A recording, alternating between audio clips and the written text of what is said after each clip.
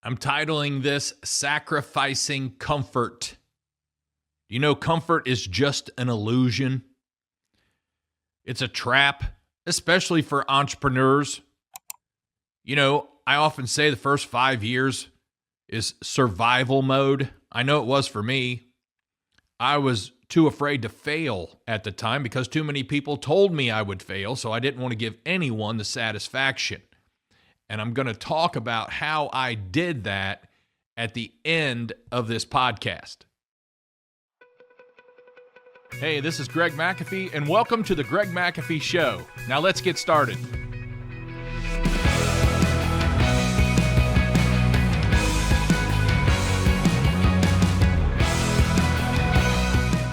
Hey, welcome back to the Greg McAfee Show, where we discuss steps to successful entrepreneurship, how to take your business to new heights, and ultimately follow your dreams. And yes, I am in a temporary podcast room, and I will be for a while. I have to do something about this echoing because that's not going to work well for anyone. But we'll work on that. So, comfort is a trap. And we have to sacrifice comfort for other things. You see, we're talking about something today that separates high achievers from everyone else. Comfort is a trap. The moment things feel too easy, you're likely going downhill. And I often say if you're going downhill, you're what? Coasting. We must stay sharp. We must keep pedaling uphill. We must keep continuing to learn. That's the only way we're going to grow. Continue to learn. How do you do that? Well, for me, I read a lot. At that time, I had read hundreds of books. And if you recall, I only read one book all the way through high school. I hated reading. But I love reading now. And I read hundreds of books. I attended seminars. I attended classes. I did whatever it took to learn. Because the moment it feels too easy, you're going downhill. It's not going to end well. Businesses do not thrive on cruise control. They thrive on pushing and stretching. And here's what worked for me, basically. And that's all I can tell you guys. This is what worked for me. And it seemed to work out very well. But I reinvested every dollar of profit in my business for about the first 20 to 25 years. I took very little out. I reinvested. What do you mean reinvested? I reinvested to buy trucks, to buy buildings, to buy training, to buy everything we needed to be the best of the best. And we worked our way up from a startup in a truck, one truck, $274, to number one in our market. It worked. I kept pushing. I learned that I've never, of all the people that I learned from, I learned that I never had seen a single successful business built from a couch or a recliner. The guys that I tried to hang around, the guys that I learned from, they were extremely high energy, high motivated, business savvy people. And they wanted the same thing that I wanted. They wanted to grow. They were learning from someone else. They wanted to grow. They wanted to learn. And that's what it takes. You know, while I was putting in the long hours, and I mean for many, many years, from 7 a.m. to 11 p.m., because we'd finish up a furnace and air conditioning install. It took us longer in the day. We had some challenges with our sheet metal shop. and in Dayton, Ohio market, we do everything, custom sheet metal around the furnace, a box, the drop, the radius elbows, all those types of things. So we had some challenges with our sheet metal shop. They were slow. They wouldn't start the job for about an hour after I called them with the order, and it just wasn't good. So I put in a lot of time. We wanted to finish that job so we could start another job in the morning. And at that time, we were doing one job a day. Now, of course, we grew to where we were doing 2 and 3 jobs a day. But that's when that sheet metal shop said, I can't handle this. I don't want to grow. I don't want your work anymore. And so we had to either buy a new sheet metal shop, find another sheet metal shop, or start one from scratch. And we started one from scratch, and it's still around today. It's part of McAfee today. It's McAfee Sheet Metal Shop. But anyway, that's what we had to do. We had to figure out a plan because we needed custom sheet metal, and we were going to do whatever it took to get that. So while other business owners, I really won't call them entrepreneurs, while other business owners were watching TV and getting off at 5 and turning their phones off at 5, we were making things happen. We just worked, and we worked hard. That will never stop. That can never stop in a successful business. It takes a lot of work. It takes a lot of dedication. It takes a lot of want. A lot of want. You've got to want it bad. So what does sacrificing comfort actually look like? Well, for me, it was waking up earlier than my competitors. It was getting up early. It was planning my day.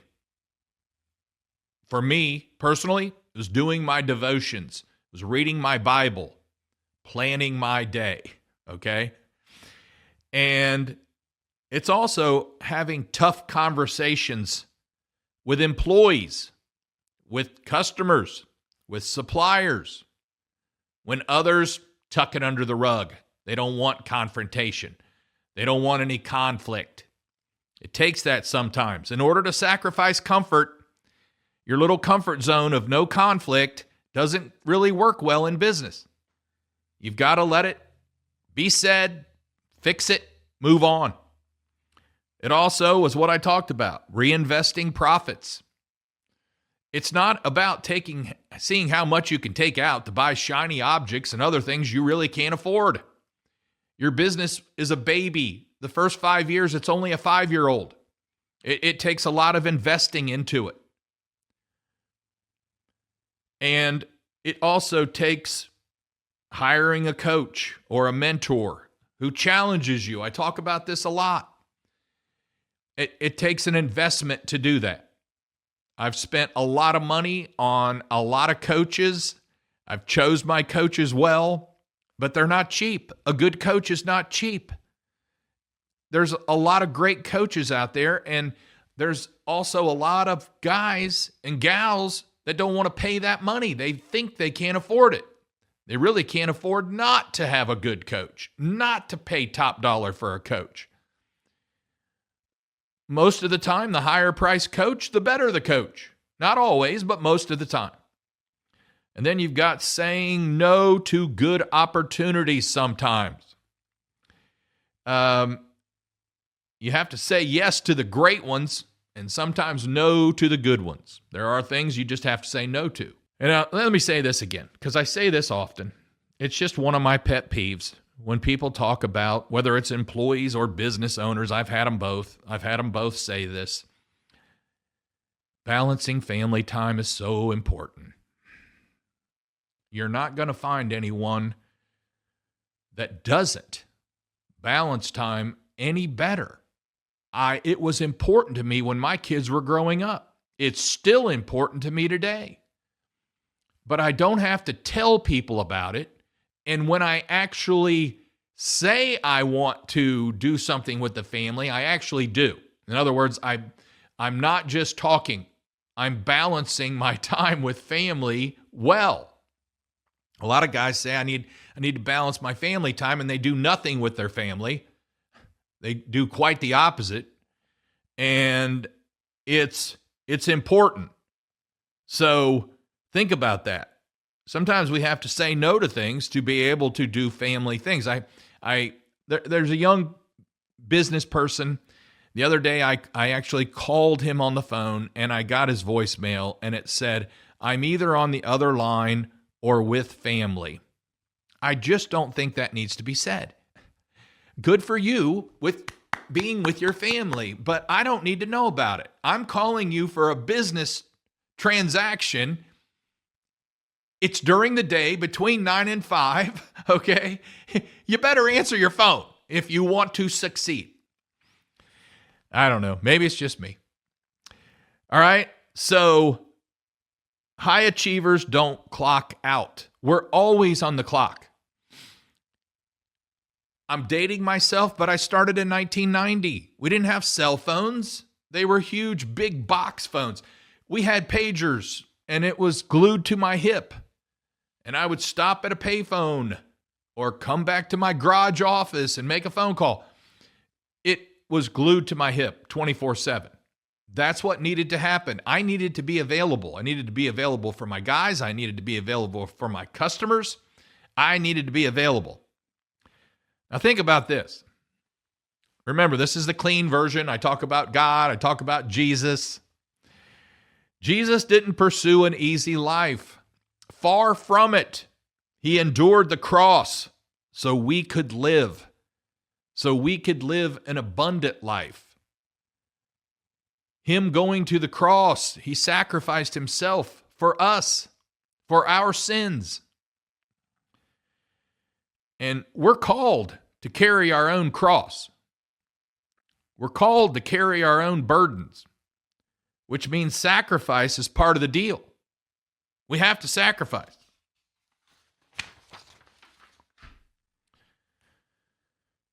So many make the mistake of thinking that sacrifice is comfort.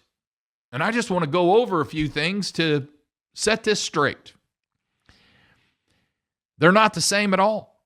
You see, success requires risk. Comfort avoids risk. Success wakes up early and plans the day. Comfort sleeps in and wings it. Success faces problems head on.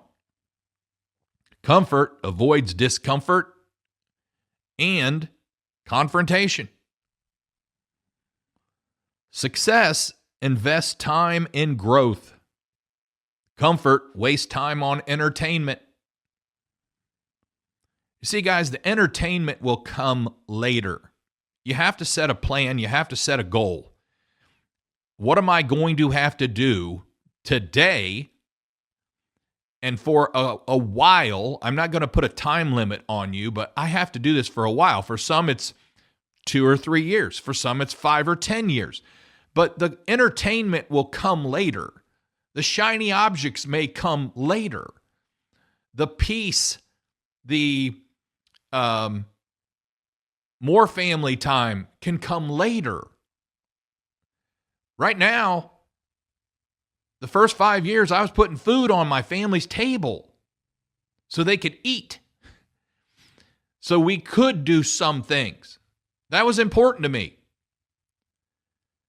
You see, the success, they study, they read, they learn. The comfort, they scroll, they watch, they escape. The success, they give generously and they help others. The comfort, they hoard their resources and their energy. The success surrounds themselves with mentors and high achievers. The comfort, they hang with complainers and comfort seekers. Success, they live intentionally. Comfort, they live passively. Success have a long-term vision. The comfort have short-term pleasures.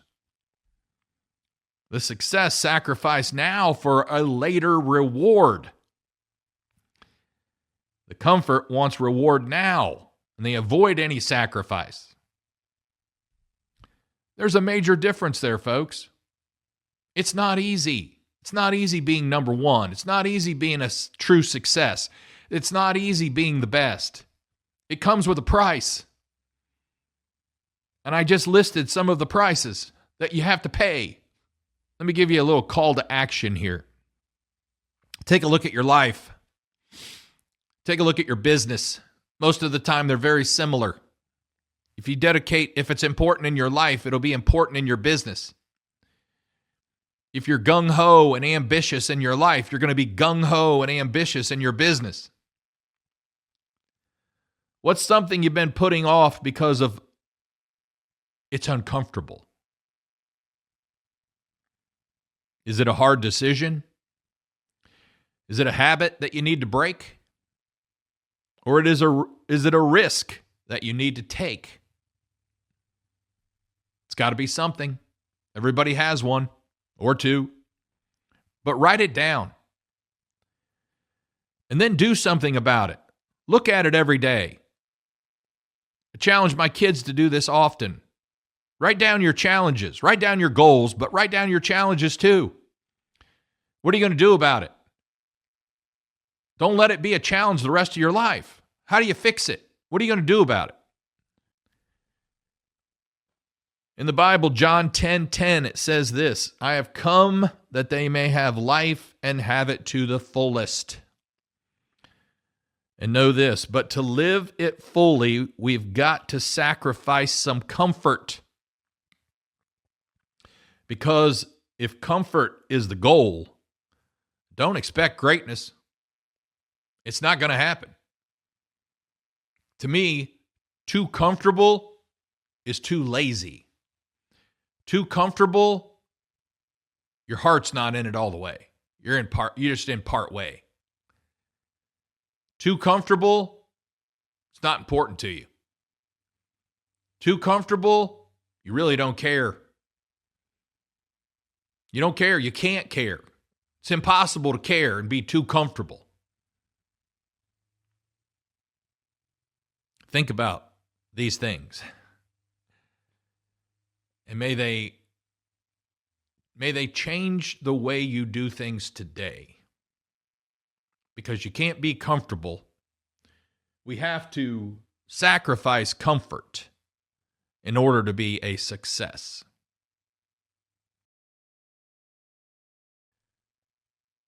If you like this podcast, please push the like button. Leave me a comment. Definitely helps our algorithms. If you like this podcast, share it with someone. If you like this podcast, listen to it again. May it help you, guide you in your day-to-day business activities and life activities. And as always, carry on. God bless. Make this day the best day of your life because we're not promised tomorrow. I'll see you later.